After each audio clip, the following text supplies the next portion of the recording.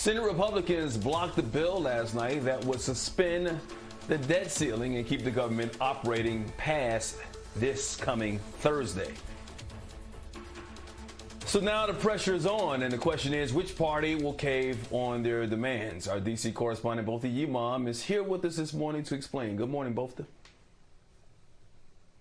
Good morning, Mike. And more than likely, that party will be Democrats. They're going to have to find a new strategy to keep the government open and plan to try again, before Thursday's deadline. We were talking about it during the commercial break, though, Mike, how things have changed. Republicans have been in this position before where they wanted to suspend the debt ceiling. And guess what? Democrats were on board. Not the case, though, on Monday. Republicans, as you mentioned, rejected the bill that would have kept things funded to early December and also provided emergency funds for disaster relief and Afghan refugees. The sticking point for Republicans, again, that suspension of the debt limit, because they don't want trillions to be spent on Biden's economic plans. Meanwhile, this is a huge week for President Biden. A win on his domestic agenda is needed not just for his administration, but for Democrats who are working to get reelected next year. They, of course, want to go back to their districts with a win.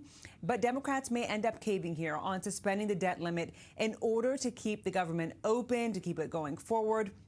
Democrats may also have to shave, and they're looking at that now, the fine print on that $3.5 trillion social spending package, in order for moderate Democrats to say yes.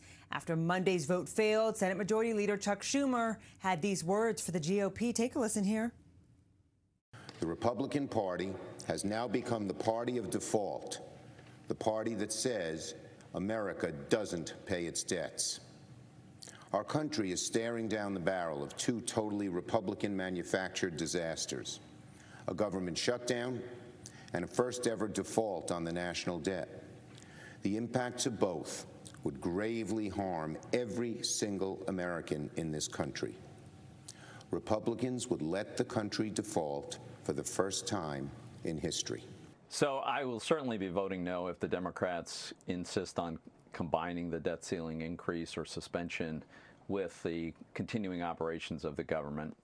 And there is no calamity that's going to happen.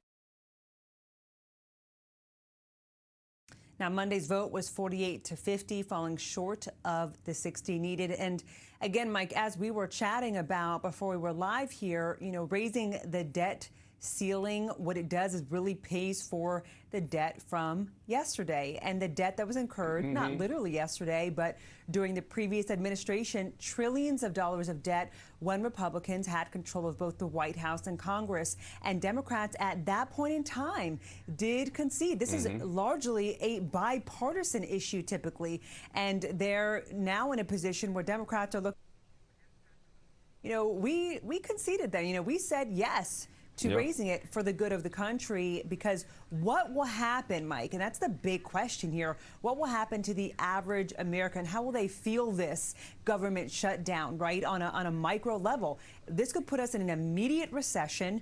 You're going to have millions of federal employees furloughed, not to mention the difficulty folks will have in getting any small business or home loan linked to the federal government. Yes, the post office will stay open, but you'll have many of these other challenges. And if it goes on long enough, Mike, food stamps, Social Security checks could all be affected as well.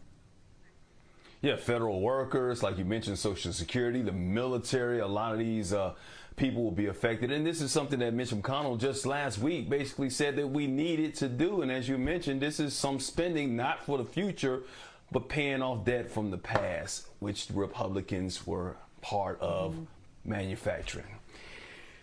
Bofta Yimam, the latest from Washington, D.C. We'll see if they can get it together. We are. Thank you for your time.